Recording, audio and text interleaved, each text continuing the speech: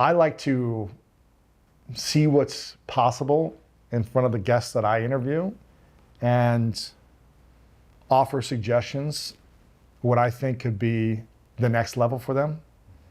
But instead of me doing that with you guys, I wanted to see if each one of you would briefly speak into each one of your friendships and the brotherhood here and give one area that they could improve in their intimate personal lives that maybe others don't know about. You don't have to say something off limits, but something you see as possible for your brother in front of you, for them to continue to elevate to a new level, whether it's around health or personal relationships or fatherhood or money or whatever it is.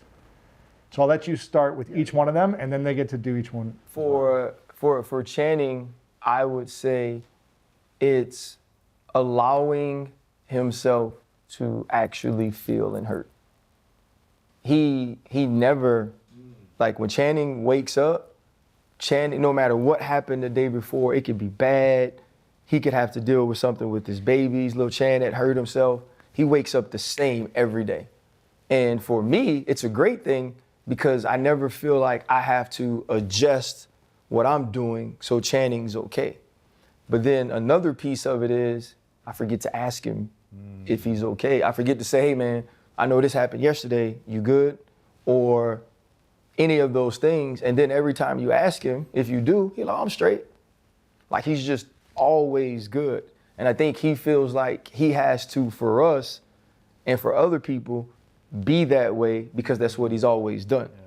And I think he feels it's an expectation of him to be funny and to be happy and to brighten up a room and all of these different things because it's what he is known for. Yeah. And he never really allows himself to process through the feeling of what he's dealing with.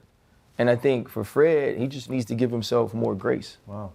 You know, I think it's a lot of things like he looks at that he's dealing with and he allows those things to be very heavy on him. Wow. It's almost like they got like opposite issues, you know? Wow. And, you know, he's been very honest on our show. He's helped me grow because he talks about therapy and he talks about anxiety and he's talked about his grandmother on this show as well. And he's made me more open about sharing things.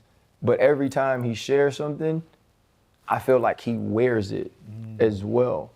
And I think that that's hard. I don't believe that anybody's built to shoulder everything for themselves by themselves, but for everyone else as well. And I think that would be my things that are like growth as people. Wow.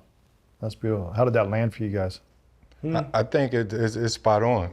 RC, he's certainly spot on, certainly as it relates to myself, but speaking his thoughts on Channing, I agree 100% with Ryan on that, which is something I would also probably try and speak into Chan, as well as telling him to continue to just follow his heart, you know, continue to believe in, he's come to a space where he's tapping into who he is naturally. You know, with this comedic talent, you know, he's finding another part of himself, but he's also realizing in order to fulfill this life journey, I have to be selfless. I have to put my family in front of me. I'm not gonna be successful without them. So I've learned from Channing to be present. I can come and do this. We can pivot all across the country, but when I'm back home and my boys need me, because they're gonna look at me, I can't just say, what's up guys, in passing and everything's good and thinking it's okay. I have to really, you know, dig into them, ask questions and really be there. So he's taught me that. Wow. So I would just tell him, you know, just keep believing in that dream, that journey in that other part of you, because I think you can definitely knock it out the park. Wow. And for Ryan, I would just tell him to take it easy. You know, me, I'm more chill. Like, I'm more chill. That's why I'm able to carry things. I don't always show it. And I sort of, from within, I don't put my burdens on everyone because I feel like I can handle it, right? I'll go and talk in the room by myself to God or to my grandmother when I feel that burden. But with Ryan, I would tell him to take it easy. Like, he's probably the hardest working person I personally know. And he's slightly on edge a lot. So, he's backed off some, but again, it's as simple as that.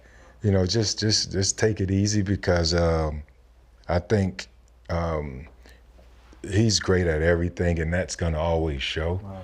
But I don't know. It's kind of hard for me to say, Ryan, take it easy, when he has this underdog mentality all the time. Yeah. Well, he was undrafted. You guys were. Yeah, and I want to see him win. I want to see him be have his own show and host his own show and get the $10-15 million a year contract. And I want to see that for him. So it's hard for me to say, hey, take it easy, when he has goals and aspirations and he's on a mission. So that's real though. That's where I go. Wow. Their corrections is my positive of where I know I could take on the pressure of other people's things, so I do. And that's why I make that decision. Like, you're upset, so I'm gonna just make everybody else I'm gonna just solve everybody else's problems, because I'll be fine with the problems that y'all have. But with them two, and to the same point, that man works his ass off. Mm-hmm. He keeps pushing the bar for himself. When you accomplish something, you run through the finish line, you run 100, he wants to run 200. Then he runs a 200, he runs one to 400. Then he runs 400, he runs one to 800. Like, it's never an accomplishment where when I succeed, bitch, I'm about to go party. What we just did, we just signed a deal. Oh yeah, I'm gonna ride to the Bahamas for a second and enjoy myself. It's kind of like what you just said about the guy selling the business. That's me. Give me $100 million, I'm gonna get a big boat and ride in the middle of the Atlantic and nobody will see me again. Right. But just pushing the bar, and I would say celebrate yourself is what I would tell Ryan. Ryan never celebrates himself. And it's as hell, you just said it too. When I was thinking about when you were asking with Freddie, he just dwells on negative sometimes. Or dwells on the bad side of things. When I'm like, seriously? Bro, you make the finals of the Hall of Fame every fucking year, but you be worried about not getting. Do you think they're ever gonna talk about us to make the finals of the Hall of Fame? Johnny. We'll never be finalists. Hey, when that joke come out, I don't even pay attention. I don't even open the tab. Hey, they start, when that come on Twitter, I scroll up. Well, that ain't about me. No, that's about us. When you make it a final, you be upset about not becoming the Hall of Famer, but you're in the conversation with the greatest football players ever, and you be upset about not getting over that hurdle. Like, bro, do you understand the list you're on? You're amazing.